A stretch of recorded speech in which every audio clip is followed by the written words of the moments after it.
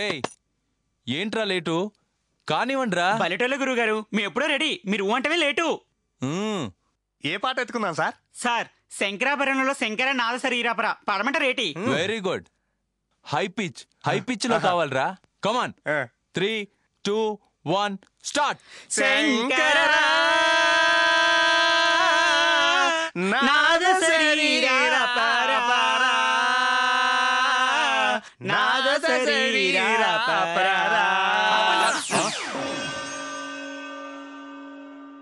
ఎవరయ్యా నువ్వు? Who are you? కోనే తుమ్ము లేదు దగ్గు లేదు, ఏంటి గోల? సంగీతాన్ని గోల అనకండి, కళామ్మ తల్లి కంట తడి పెట్టుకుంటుంది. ఇంకాసేపు ఇక్కడే ఉంటే కళామ తల్లి కంటతడేమో గాని మీకు పేట. ఎవరయ్యా నువ్వు? నేను ఇక్కడే ఉంటున్నా, ఇవాళే దిగా. అవునా? మరి ఇది వరకున్నోళ్ళు? ఏమో తెలీదు, మీరు వెళ్తారా వెళ్ళరా? మీరు ఇక్కడ గానా భజన చేస్తే ఒక్కొక్కడు బరు రామకీర్తన వాడుద్ది. రే సెటప్ తీసేయండి రా. సార్ నెమ్మదిగా ప్రాక్టీస్ చేద్దాం. అలా అయితే ఓకే. నాకు ఓకే కాదు. అదేంటండి? అదంతేరా, మ్యూజిక్ రా. మ్యూజిక్ ఓ రిథం ఉంటుంది, ఓ పిచ్ ఉంటుంది, అది మిస్ కాకూడదు.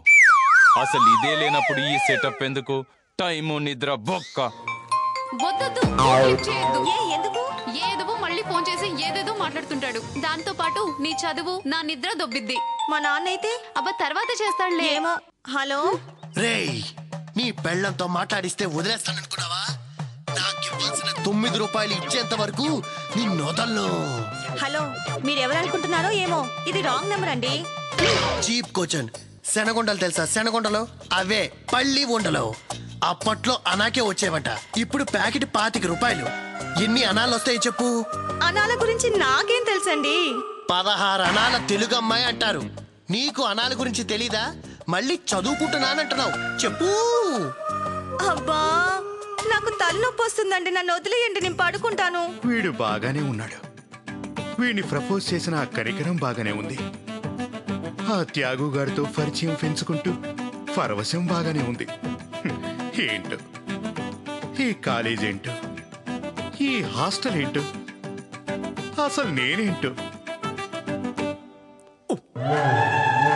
ఏంటి సార్, ఏదో దీర్ఘంగా ఆలోచిస్తున్నట్టున్నారు? దీర్ఘంగా కాదు, సుదీర్ఘంగా ఆలోచించిన ఈ సమస్యకి పరిష్కారం దొరికేటట్లేదు. చావు తప్పితే మరో దారి లేనట్లుంది. చాచా అవేం మాటలు, ఊరుకోండి సార్. ఏంటి పరవశాన్ని నేను పెళ్లి చేసుకోపోతే మీరు చచ్చిపోతారా? భలేవారే.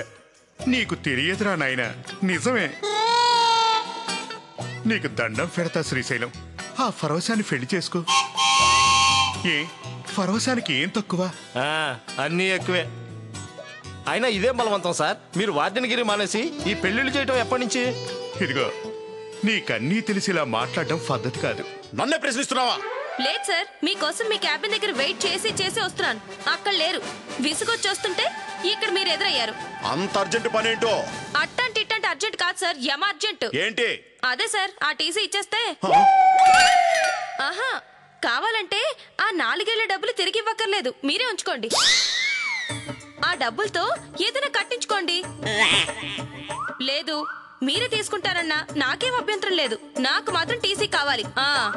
టీసీ ఇవ్వడం కుదరదు. మీకు కుదరకపోతే ఆ కుదిరే వాళ్ళతో ఇప్పించండి. ఇదిగో నాగరత్నం, నన్నట్టే విసిగించకు. నువ్వెంత మొత్తుకున్నా నేను మాత్రం నీకు టీసీ ఇచ్చే ప్రసక్తే లేదు. నాగరత్నం,